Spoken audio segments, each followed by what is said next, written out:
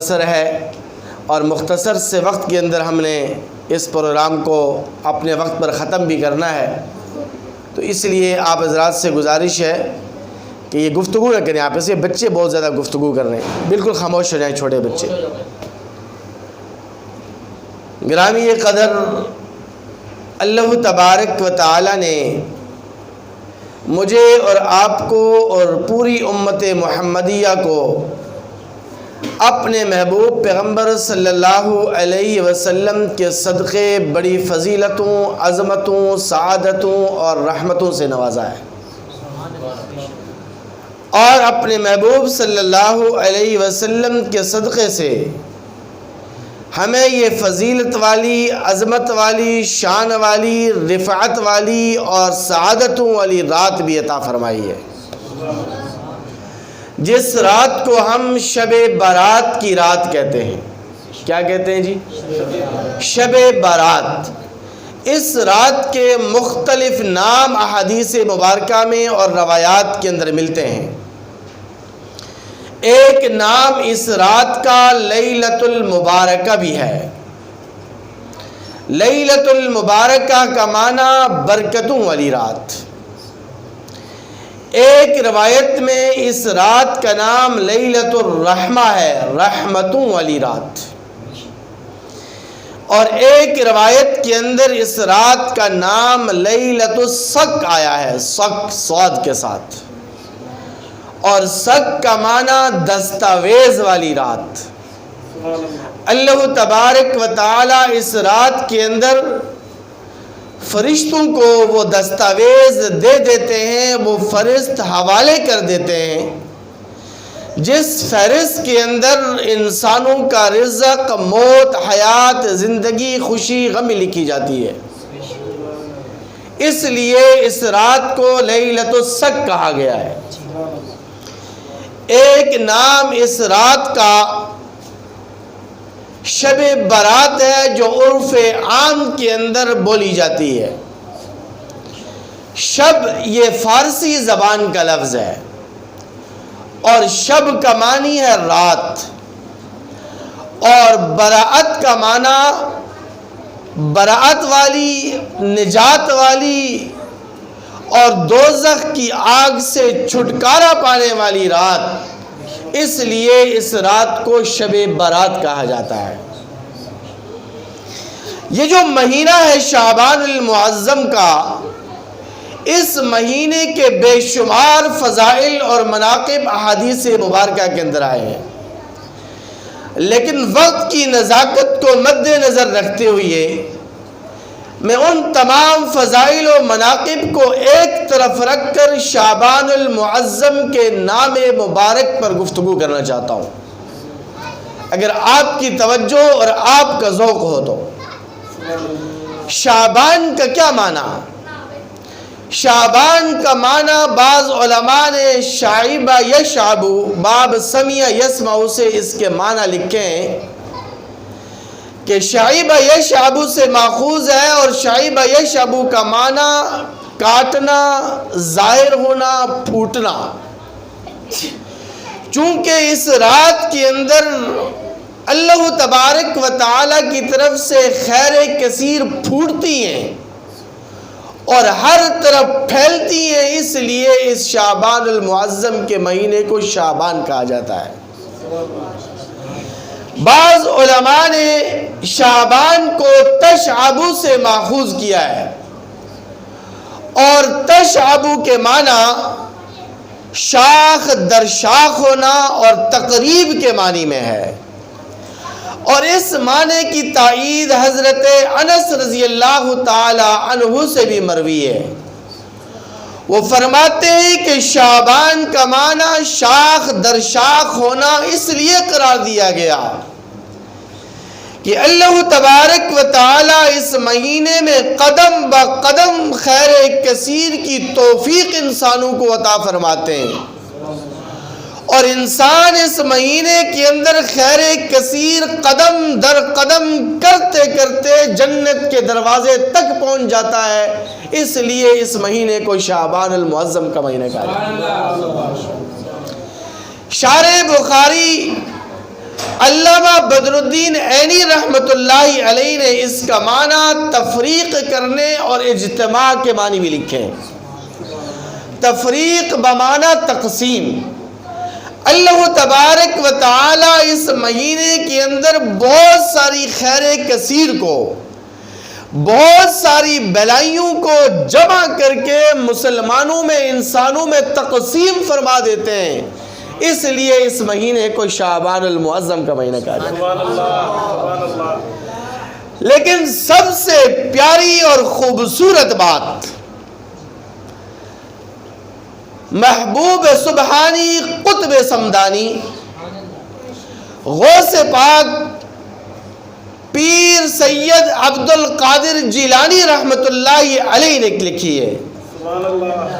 وہ فرماتے ہیں کہ شعبان المعظم کا جو لفظ ہے، جو نام ہے، اس شعبان کے ایک ایک حرف سے اس کی عظمت ٹپکتی ہوئی نظر آتی ہے۔ وہ فرماتے ہیں کہ شعبان کی شین بتلا رہی ہے کہ یہ شرف و عظمت والا مہینہ ہے۔ شعبان کی عین یہ بتلا رہی ہے کہ یہ بلندی والا مہینہ ہے۔ شعبان کی با بتلا رہی ہے کہ یہ بر اور نیکی والا مہینہ ہے۔ شعبان کی الف بتلا رہی ہے کہ یہ انس و الفت والا مہینہ ہے۔ شعبان کا نون بتلا رہا ہے کہ یہ نورانیت والا مہینہ ہے۔ کیا مطلب یہ کہ جو آدمی اس شعبان المعظم کے مہینے کا احترام کرتے ہوئے اس کی فضیلت و عظمت اور شان اور رفعت کو سامنے رکھتے ہوئے گزارتا ہے، اس شعبان المعظم کے مہینے میں روزے رکھ کر، نیک اعمال کر کے اس مہینے کا احترام اور قدر و قیمت سامنے رکھ کر گزارتا ہے، تو اللہ تبارک و تعالی اس کو شرف و عظمت بھی عطا فرماتے ہیں، اس کو بلندی بھی عطا فرماتے ہیں، اس کو نیکیوں کی توفیق بھی عطا فرماتے ہیں۔ اللہ اس کو اپنی انس و الفت اور پیار اور محبت بھی نصیب فرماتے ہیں، اور اللہ تبارک و تعالی اس مہینے میں کیے جانے والے نیک اعمال اور روزوں کی برکت سے اس کے دل و دماغ کو نورانیت سے بھر دیتے ہیں، اس لیے اس مہینے کو شعبان المعظم کہا جاتا ہے۔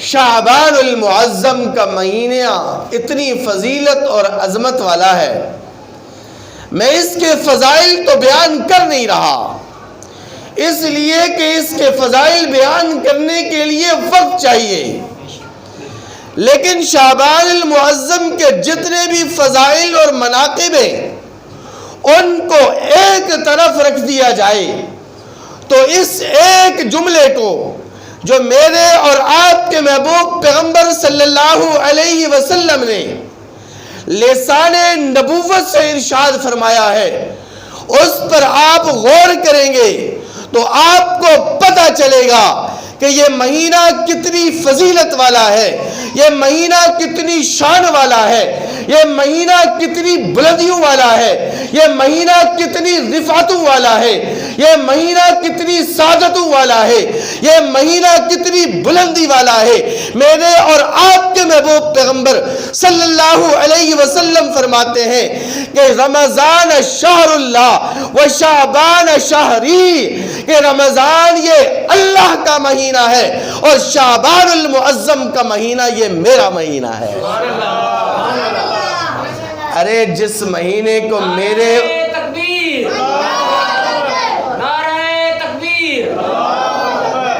جس مہینے کو میرے اور آپ کے محبوب پیغمبر اپنا مہینہ قرار دے، ارے یار آپ بات کو سمجھے نہیں ہیں، کوئی مل کا سیٹھ، مل کا آنر، کسی ادارے کا آنر کسی کو یہ کہہ دے کہ بھئی یہ بندہ میرا ہے، بھئی اس کا خیال رکھنا، یہ بندہ میرا ہے، اس کا خیال رکھنا۔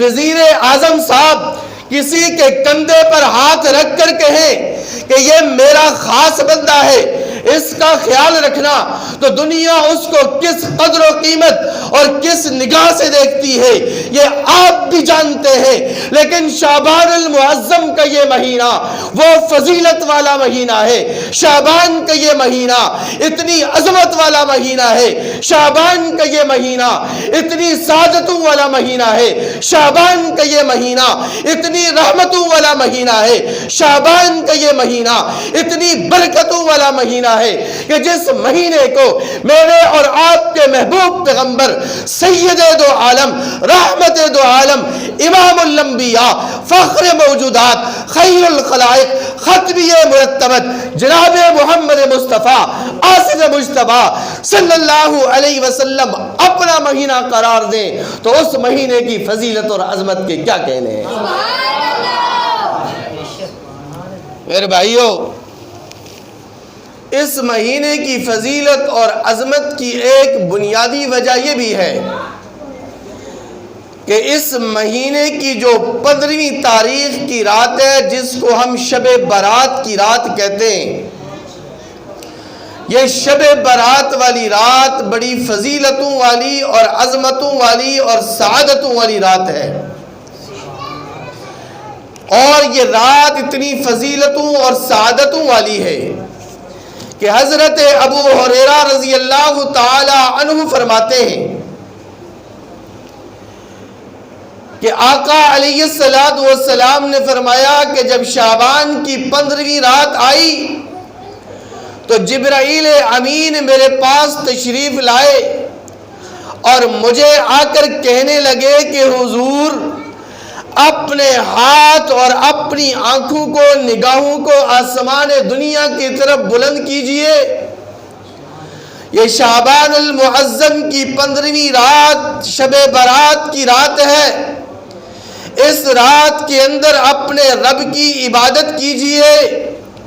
میرے اور آپ کے محبوب پیغمبر فرماتے ہیں کہ میں نے نگاہ نبوت آسمان دنیا کی طرف اٹھائی تو میں نے دیکھا کہ آسمان دنیا کے 300 رحمت کے دروازے کھلے ہوئے ہیں۔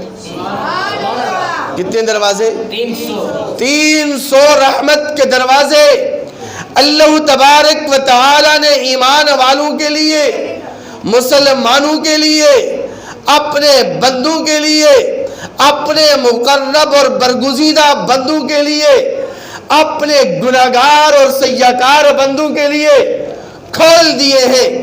آقا علیہ السلام دوسری روایت کے اندر فرماتے ہیں کہ میں نے دیکھا کہ جب یہ شعبان کی 15ویں رات آئی، شب برات کی رات، تو میں نے دیکھا کہ جنت کے 8 دروازے اللہ تبارک و تعالی نے ایمان والوں کے لیے کھول دیے، اور جنت کے 8 دروازوں میں سے ہر ایک دروازے پر ایک فرشتہ پکار پکار کر کہہ رہا ہے۔ جنت کے پہلے دروازے پر ایک فرشتہ کھڑے ہو کر یہ ندا لگا رہا ہے کہ آج کی رات میں جو اللہ کے سامنے رکوع کر رہا ہے اس کے لیے خوشخبری ہو۔ جنت کے دوسرے دروازے پر ایک فرشتہ کھڑے ہو کر یہ اعلان کر رہا ہے کہ آج کی رات کے اندر جو اپنی جبین نیاز کو جھکائی ہوئی ہے، اپنے رب کے سامنے سجدہ ریز ہے، اس کے لیے خوشخبری ہو۔ جنت کے تیسرے دروازے پر ایک فرشتہ کھڑے ہو کر یہ اعلان کر رہا ہے کہ آج کی رات کے اندر جو اپنے رب کے سامنے دعائیں اور التجائیں اور فریادیں کر رہا ہے اس کے لیے خوشخبری ہو۔ جنت کے چوتھے دروازے کے اوپر ایک فرشتہ کھڑے ہو کر کہہ رہا ہے کہ آج کی رات کے اندر جو اللہ کا ذکر کر رہا ہے، سبحان اللہ پڑھ رہا ہے، الحمدللہ پڑھ رہا ہے، اللہ اکبر پڑھ رہا ہے، قرآن مجید کی تلاوت کر رہا ہے، اپنے محبوب پیغمبر پیغمبر پر درود و سلام کے تحائف بھیج رہا ہے، اپنے رب کی کبریائی بیان کر رہا ہے، اپنے رب کی عظمت بیان کر رہا ہے، اپنے محبوب پیغمبر کی سیرت کو بیان کر رہا ہے، اپنے محبوب پیغمبر کی صورت کو بیان کر رہا ہے، اپنے محبوب پیغمبر کے اخلاق کو بیان کر رہا ہے، اپنے محبوب پیغمبر کے کردار کو بیان کر رہا ہے، اپنے محبوب پیغمبر کی مبارک سنتوں کو بیان کر رہا ہے، اپنے محبوب پیغمبر کی زندگی کو بیان کر رہا ہے، اپنے محبوب پیغمبر کی سیرت طیبہ کو بیان کر رہا ہے، اس کے لیے خوشخبری ہو۔ حضور فرماتے ہیں کہ میں نے دیکھا کہ جنت کے ایک دروازے کے اوپر ایک فرشتہ کھڑے ہو کر یہ التجا کر رہا ہے، یہ پکار لگا رہا ہے، یہ ندا لگا رہا ہے، یہ صدا لگا رہا ہے کہ آج کی رات اتنی عظمت والی ہے کہ آج کی رات جو بھی سائل اپنا سوال اپنے رب کے سامنے رکھے گا اس کا سوال پورا کیا جائے گا۔ حضور فرماتے ہیں کہ میں نے جنت کے آٹھویں دروازے پر دیکھا کہ جنت کے آٹھویں دروازے کے اوپر ایک فرشتہ یہ اعلان کر رہا ہے کہ آج کی رات کے اندر جو بھی مسلمان اپنے رب کے سامنے توبہ تائب ہو کر آئے گا، اللہ تبارک و تعالی اس میں بھی اپنی رحمتوں سے نواز دیں گے۔ اللہ تبارک و تعالی اس رات کے اندر تمام مسلمانوں کی طرف، تمام عالم اسلام کے مسلمانوں کی طرف توجہ فرماتے ہیں۔ پھر حضور فرماتے ہیں کہ میں نے جبرائیل سے پوچھا۔ کس سے پوچھا؟ بولے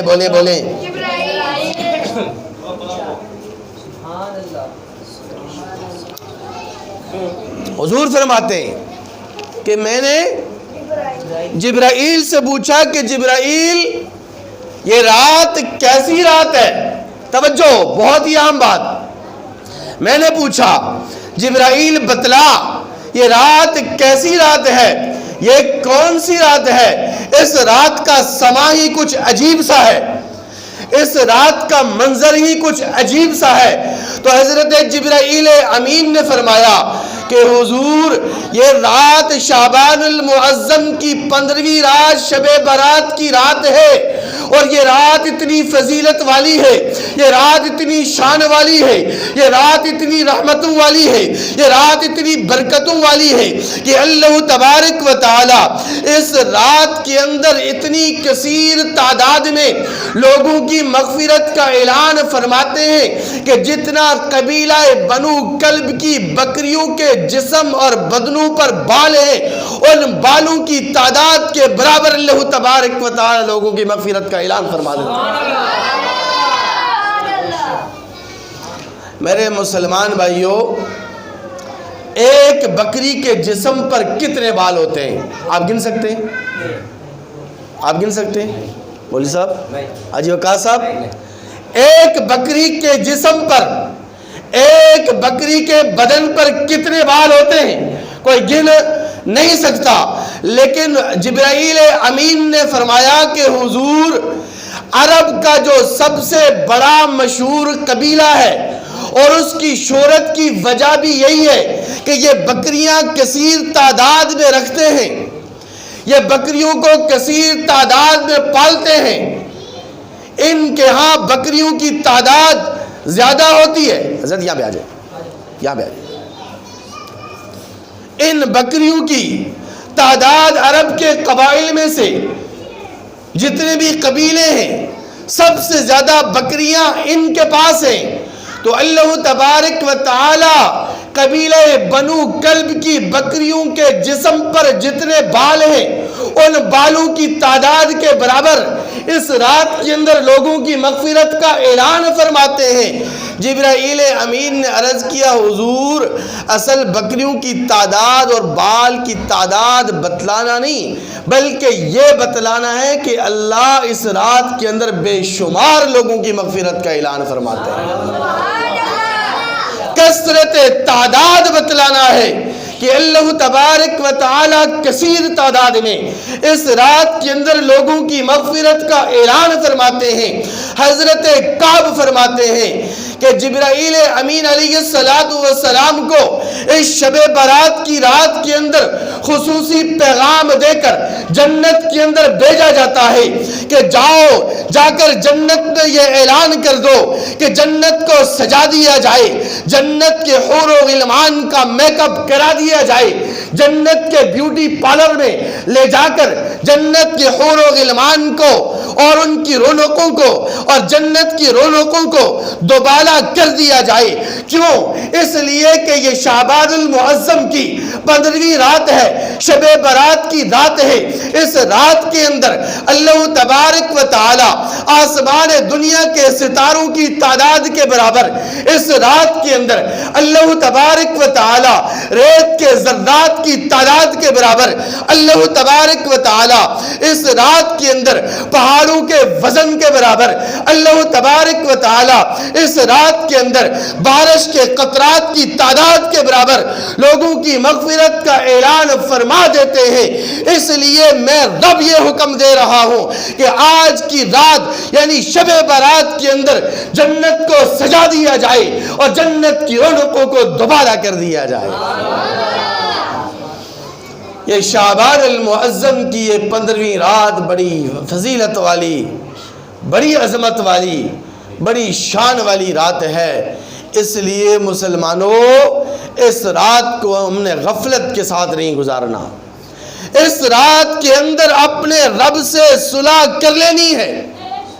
اس رات کے اندر ہم نے توبہ تائب ہونا ہے۔ اس سے پہلے جتنی بھی زندگی گزر گئی، اس سے پہلے جتنی بھی گناہ ہو گئی، اس سے پہلے جتنی بھی نافرمانیاں ہو گئی، اس سے پہلے جتنی نمازیں بھی چھوٹ گئی، اس سے پہلے جتنی بھی نافرمانیاں ہو گئی سو ہو چکی ہیں۔ اب یہ جو رات ہے، اس رات کے اندر ہم نے ہر قسم کے گناہ سے توبہ تائب ہو کر اپنے رب کے سامنے سرخرو ہونا ہے۔ کریں گے انشاءاللہ؟ نیت کرتے ہیں سارے اس رات کے اندر توبہ کریں گے، سچے دل سے توبہ کریں گے۔ اگر آپ نے یہ نیت کر لی اور آپ نے اس رات کے اندر اپنے رب سے صلح کر لی تو میں آپ کو 3 خوشخبریاں سناتا ہوں۔ کتنی؟ بس یہ 3 خوشخبریاں عرض کر کے بات کو ختم کرتا ہوں، توجہ ہے۔ اور انشاءاللہ العزیز وہ خوشخبریاں ایسی ہیں کہ جو پکی ٹھکی اور پتھر کے اوپر لکیر ہیں، کیونکہ اس کی شہادت اور گواہی اور گارنٹی اللہ کے مقدس قرآن مجید فرقان حمید کے اندر ہے۔ قرآن مجید فرقان حمید کہتا ہے کہ جو آدمی سچے دل کے ساتھ توبہ تائب ہو کر اپنے رب سے صلح کر لیتا ہے تو وَهُوَ يَتَوَلَّى الصَّالِحِينَ، وہ نیکوکاروں میں شامل ہو جاتا ہے۔ ہوتا نہیں ہوتا؟ جو آدمی گناہ نہ کرے، نافرمانی نہ کرے، نماز پابندی سے پڑھے، رمضان المبارک کے روزے اہتمام کے ساتھ رکھے، گناہوں سے بچے، تو آپ اسے کیا کہتے ہیں کہ یہ نیک آدمی ہے۔ ایسے ہی ہے، یہ نیکوکار ہے، یہ نیک آدمی ہے، یہ صالح ہے۔ تو قرآن خوشخبری سناتا ہے، قرآن کہتا ہے وَهُوَ يَتَوَلَّى الصَّالِحِينَ، جو آدمی گناہگاروں کی فہرست سے نکل کر، گناہگاروں کی صف سے نکل کر، نافرمانیوں کی دلدل سے نکل کر اور اللہ تبارک و تعالیٰ کی بغاوت اور سرکشی کو چھوڑ کر نیکوکاروں میں شامل ہو جاتا ہے تو وَهُوَ يَتَوَلَّى الصَّالِحِينَ، وہ اللہ کی سرپرستی کے اندر آ جاتا ہے، کیونکہ اللہ نیکوکاروں کا سرپرست ہے۔ اللہ نیکوکاروں کا کیا ہے جی؟ سرپرست ہے۔ اب جب اللہ تبارک و تعالی سرپرست بن جاتے ہیں تو بھی 3 خوشخبریاں ہیں کہ جو آدمی اللہ کی سرپرستی میں آ جائے اللہ تبارک و تعالی اس کی جان کی حفاظت فرماتے ہیں۔ پہلی خوشخبری جان کی حفاظت، اللہ تبارک و تعالی اس کی جان کی حفاظت فرماتے ہیں۔ دوسری خوشخبری اللہ تبارک و تعالی اس کی مال کی حفاظت فرماتے ہیں، جان کی حفاظت، مال کی حفاظت۔ تیسری خوشخبری اللہ تبارک و تعالی اس کی زندگی کو خیر و برکتوں سے بھر دیتے ہیں، اس کی زندگی کو خیر و برکتوں سے بھر دیتے ہیں۔ دوستو پہلی خوشخبری نیکوکاروں کے لیے کہ اللہ تبارک و تعالی اس کی جان کی حفاظت فرماتے ہیں۔ ملا جیون رحمت اللہ علیہ ہمارے بزرگان دین میں سے بہت بڑی عظیم ہستی گزری ہیں۔ ان کے پاس بادشاہ کا نمائندہ آیا کوئی مسئلہ پوچھنے کے لیے، کوئی مسئلہ دریافت کرنے کے لیے، لیکن ملا جیون رحمت اللہ علیہ درس حدیث دے رہے، انہوں نے اس کی طرف کوئی توجہ نہیں کی، وہ سامنے کھڑا رہا۔ اسے اپنے دل کے اندر بڑا غصہ آیا، اس کے جذبات بھڑک اٹھے۔ اس نے دل میں سوچا میں بادشاہ کا نمائندہ، میں سیٹھ کا آدمی، میں سیٹھ کا خاص آدمی، میں آنر کا خاص آدمی، اور یہ دیکھو یہ اپنی باتوں میں مشغول ہے، یہ دیکھو یہ اپنی تقریر جھاڑ رہا ہے، مجھے کوئی لفٹ، مجھے کوئی رسپانس نہیں مل رہا۔ ملا جیون رحمت اللہ علیہ نے اپنا درس مکمل کیا، اس کو اجازت دی، آؤ اپنا مسئلہ بیان کرو۔ مسئلہ تو اس نے بیان کر دیا، اور حضرت ملا جیون رحمت اللہ علیہ نے مسئلہ بھی بتلا دیا، لیکن اس کے دل کے اندر بڑا بغض تھا، اس کے دل کے اندر جذبات بھڑکے ہوئے تھے۔ وہ بادشاہ سلامت کے پاس گیا، اور بادشاہ سلامت کے بعد جا کر کہنے لگا کہ بادشاہ سلامت مسئلہ تو پتہ چل گیا، مسئلہ تو میں نے دریافت کر لیا، لیکن عجیب بات یہ ہوئی کہ میں جب ملا جیون کے پاس پہنچا ہوں تو اس نے تو اپنے پاس بڑے بندے اکٹھے کیے ہوئے تھے، لگتا ہے وہ آپ کے خلاف کوئی پلاننگ کر رہا ہے، لگتا ہے کہ وہ آپ کے ادارے کے خلاف کوئی پلاننگ کر رہا ہے۔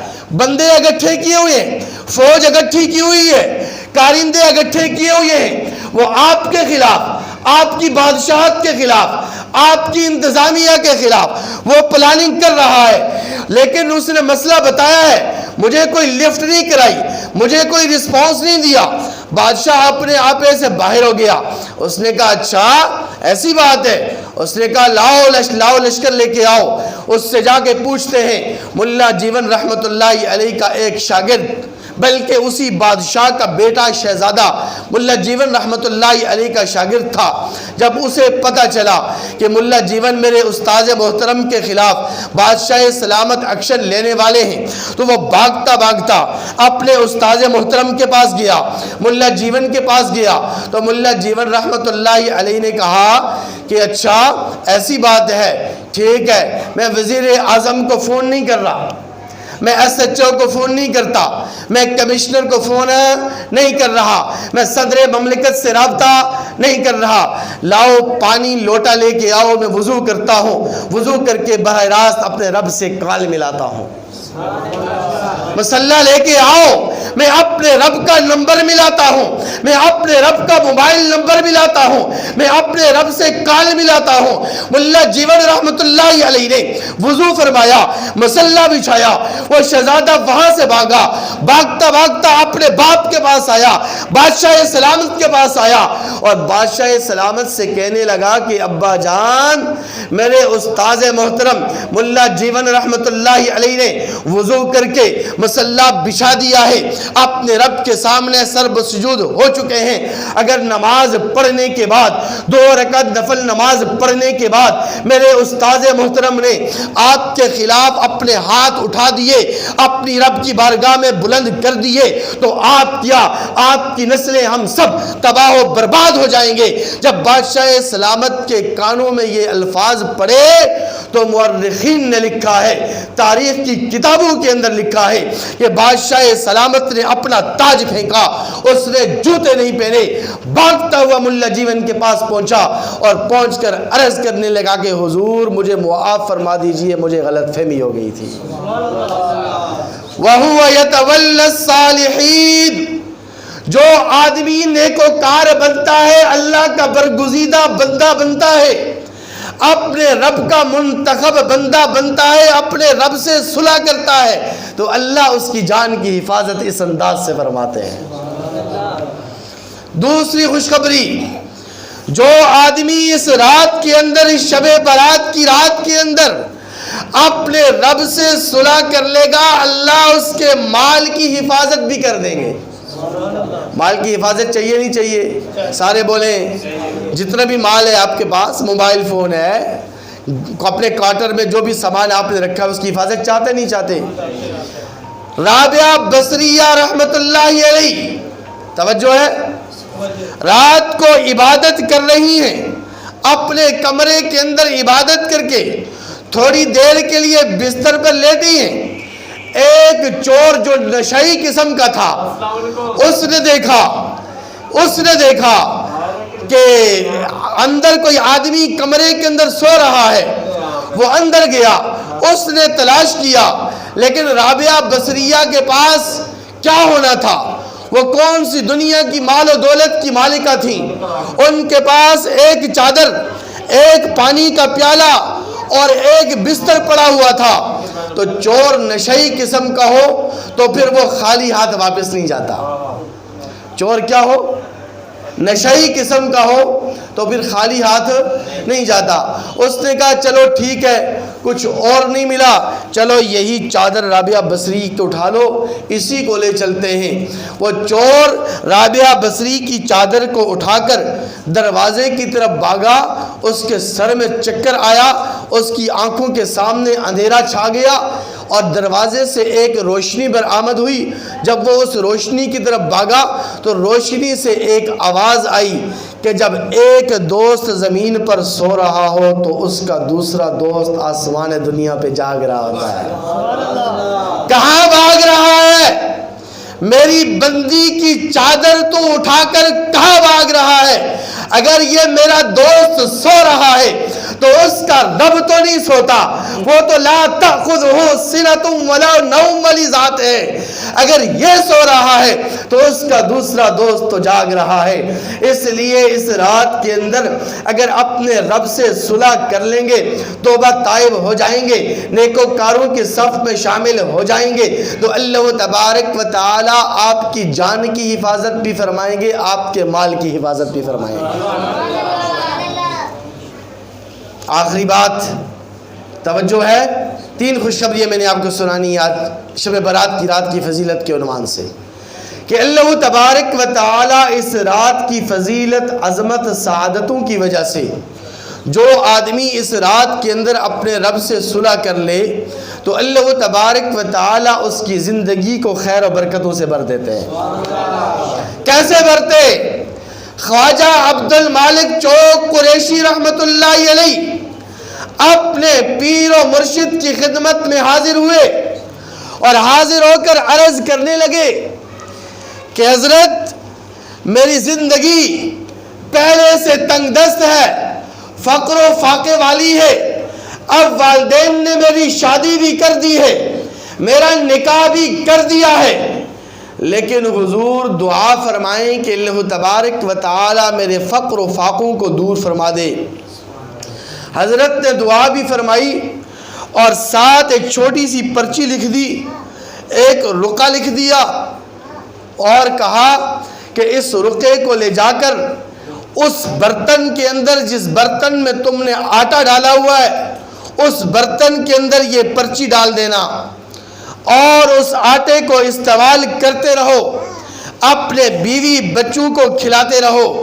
خواجہ عبد المالک چوک قریشی رحمت اللہ علیہ فرماتے ہیں کہ میں مسجد کے اندر بیٹھ کر، اللہ کے گھر میں بیٹھ کر باوضو یہ بات عرض کر رہا ہوں۔ کیا کر رہا ہوں؟ دوستو، ایک گناہگار سے گناہگار مسلمان ہونا، وہ مسجد کے باہر جھوٹ بول سکتا ہے لیکن مسجد کے اندر جھوٹ ایسا ہی ہے، اور ایک آدمی بے وضو شاید جھوٹ بول بھی دے لیکن جب باوضو ہو تو اس کا مطلب ہے کہ یہ نیکوکار ہے۔ تو نیکوکار آدمی مسجد کے اندر بیٹھ کر باوضو بیٹھ کر جھوٹ اور مبالغہ بھی وہ نہیں کر رہا، غلط بیانی سے بھی کام نہیں لے رہا۔ خواجہ عبد المالک چوک قریشی رحمت اللہ علیہ فرماتے ہیں کہ میں نے 10 کلو آٹے کا تھیلا لیا اور گھر میں جا کر ایک برتن میں ڈال دیا اور اس برتن کے اندر میں نے اپنے پیر و مرشد کا لکھا ہوا وہ رقعہ، وہ پرچی بھی ڈال دی۔ خواجہ عبد المالک چوک قریشی فرماتے ہیں مسلمانوں مہنگائی سے کیوں پریشان ہوتے ہو؟ مسلمانوں مہنگائی نے تمہیں ٹینشن والا مریض بنا دیا ہے، تمہیں ذہنی مریض بنا دیا ہے، لیکن حقیقت یہ نہیں ہے۔ حقیقت یہ ہے کہ تم پریشان اس لیے ہو، تمہاری ٹینشنیں بڑھ اس لیے رہی ہیں، تم ذہنی مریض اس لیے بن رہے ہو کہ مہنگائی نہیں ہے بلکہ خیر و برکتیں ختم ہو چکی ہیں۔ کیا ختم ہو چکا ہے؟ خیر و برکتیں ختم ہو چکی ہیں۔ خواجہ عبد المالک چوک قریشی فرماتے ہیں کہ میں نے وہ رقعہ اس برتن کے اندر ڈالا، 10 کلو کا تھیلا ہے، اب میں نے اس کو استعمال کرنا شروع کر دیا، میں بھی اس کو استعمال کر رہا ہوں، میرے بیوی بچے بھی استعمال کر رہے ہیں، آیا گیا مہمان بھی استعمال کر رہا ہے، آئے گئے مہمان سے بھی اس کی مہمان نوازی ہو رہی ہے، اور ہماری خانقاہ میں ایک سالانہ اجتماع ہوتا ہے، اس سالانہ اجتماع کے اندر آنے والے سینکڑوں مہمانوں سے بھی اس آٹے سے مہمان نوازی ہو رہی ہے۔ گزشتہ 40 سال گزر چکے ہیں۔ کتنے سال؟ 40 سال گزر چکے ہیں۔ وہ 10 کلو کا تھیلا، وہ 10 کلو آٹا ختم ہونے کا نام نہیں لے رہا۔ کیوں؟ اس لیے کہ اس کے اندر اللہ تبارک و تعالی نے خیر و برکتیں ڈال دیے۔ جب 40 سال گزرے تو میری بیوی کو، میری اہلیہ کو جستجو پیدا ہوئی۔ میری اہلیہ نے سوچا کہ دیکھیں تو صحیح، 40 سال ہو گئے، یہ 10 کلو کی تھیلی ختم ہونے کا نام نہیں لے رہی، اس میں راز کیا ہے؟ جب وہ تھیلی کھولی گئی، وہ آٹے کا تھیلا کھولا گیا، جب اس آٹے کے تھیلے سے وہ پرچی برآمد ہوئی، ہم نے اس پرچی کو نکالا، اس رقعے کو نکالا، تو اس رقعے کے اوپر لکھا ہوا تھا ان اللہ مع الصابرین، بے شک اللہ کی مدد صبر کرنے والوں کے ساتھ ہے۔ اللہ تبارک و تعالیٰ کی مدد صبر کرنے والوں کے ساتھ ہے۔ اس لیے میرے مسلمان بھائیوں، یہ جو شب برات کی رات ہے، اس رات کے اندر اللہ تبارک و تعالیٰ